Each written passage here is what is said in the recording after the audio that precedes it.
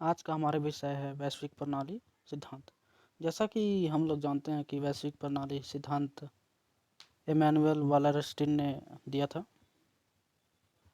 तो इस सिद्धांत के बारे में आज बहुत ज़्यादा डिटेल्स से जानेंगे। वैश्विक प्रणाली सिद्धांत को 1970 के दशक के आरंभ में एक अमेरिकी समाजशास्त्री व आर्थिक इतिहासकार इमैनुअल वालरस्टीन ने एक वसाहत समाजशास्त्रीय परिप्रेक्ष्य के रूप में विकसित किया था। यह सिद्धांत वैश्विक पूंजीवादी अर्थव्यवस्था की गतिशीलता को समग्र सामाजिक प्रणाली के रूप में समझाने का प्रयास करता है। अब इसके प्रमुख बौद्धिक प्रभाव क्या हैं वो देखते हैं। विचारक वालरस्टीन के विचारों को प्रभावित करने तथा वैश्विक प्रणाली सिद्धांत को आकार प्रदान करने में बौद्धिक स्रोतों की एक वृहद श्रृंखला है। वैश्विक प्रणाली सिद्धांत आर्थिक विकास के पारंपरिक व्यवहारिक विश्लेषण के लिए एक वैकल्पिक पृष्ठभूमि प्रदान करता है।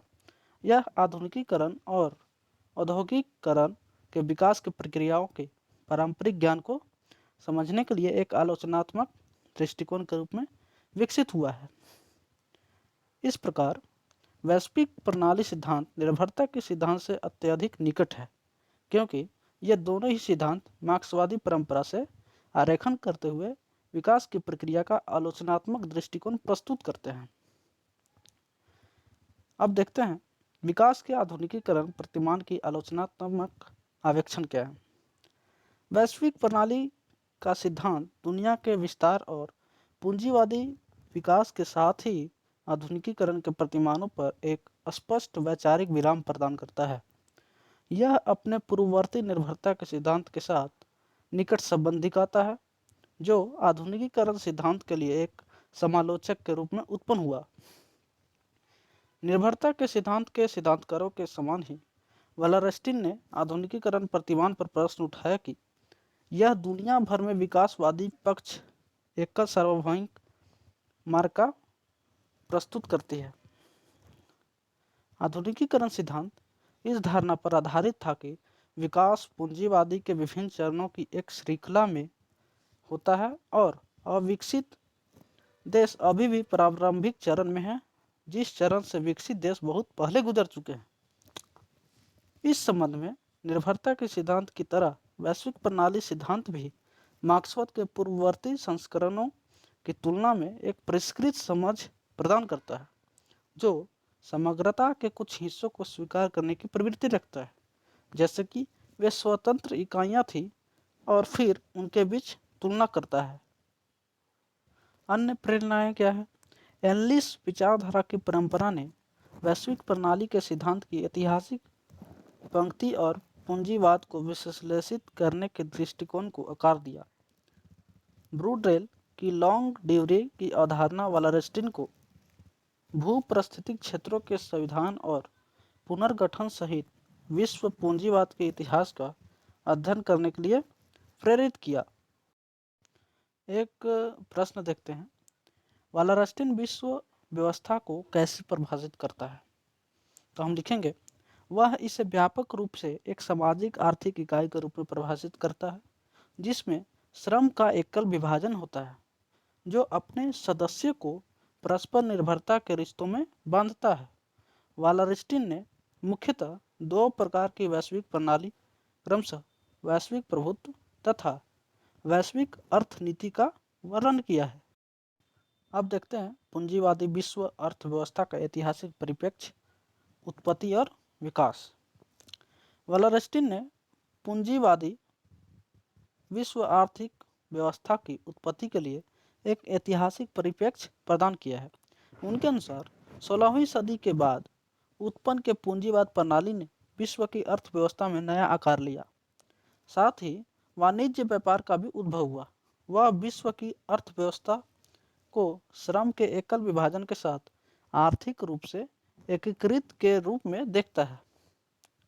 साथ ही विभिन्न सांस्कृतिक और राजनीतिक प्रणालियों को भी शामिल करता है। यूरोप ने औद्योगिक और तकनीकी रूप से मजबूत होने के लिए पूंजीवाद को आसानी से अपनाया और विश्व आर्थिक व्यवस्था में अपना प्रभुत्व और आधिपत्य स्थापित करने के लिए इसका उपयोग किया।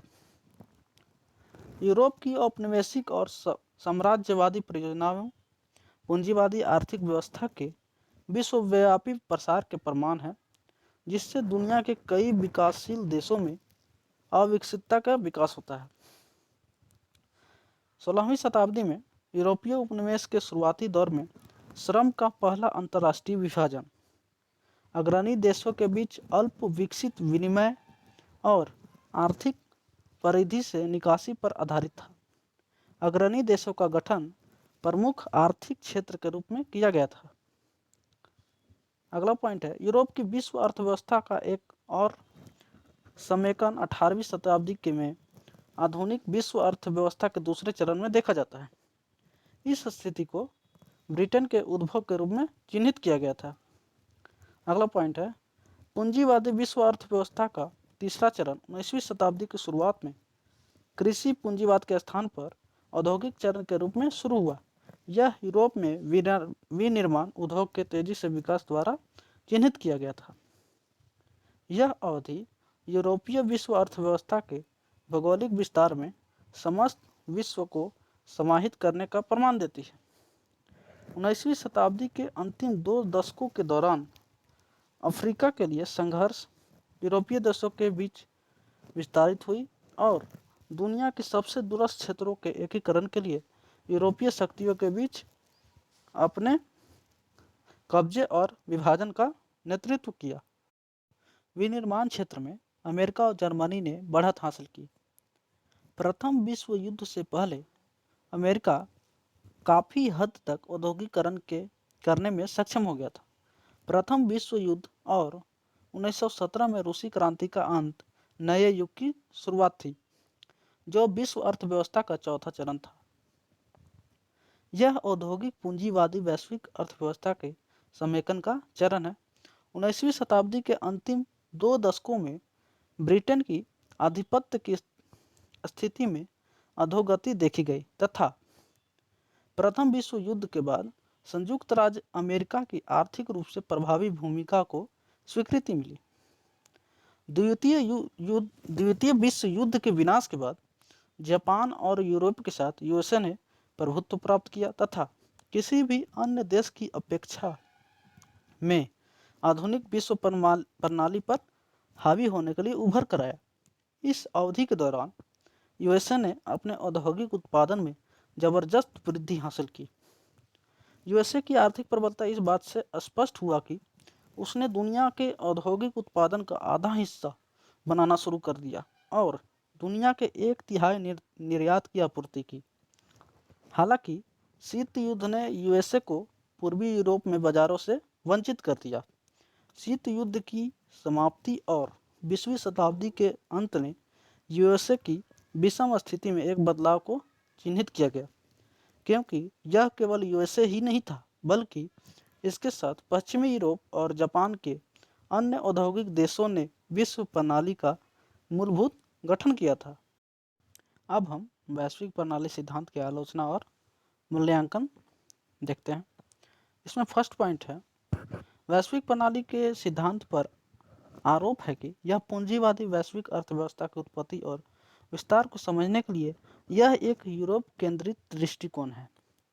कई सिद्धांत यह दावा करते हैं कि यह चीन था, न कि यूरोप, जो कि लंबे समय तक विस्तारित एफ्रो यूरेशियन विश्व प्रणाली का मूल आधार था। ये सही है। सेकंड है, वैश्विक प्रणाली के सिद्धांत की आलोचना यह होती है कि यह आर्थिक क्रियाओं को बहुत महत्व देता है और सांस्कृतिक परिवर्तन की उपेक्षा करता है। थर्ड पॉइंट है, वैश्विक प्रणाली के सिद्धांत परिवर्तन लाने के लिए वर्ग संघर्ष जैसे आंतरिक कारकों के महत्व को नज़रअंदाज करता है। यह किसी देश के भविष्य के निर्धारण करने में बाहरी शक्तियों और विश्व अर्थव्यवस्था की स्थिति पर अत्यधिक बल देता है।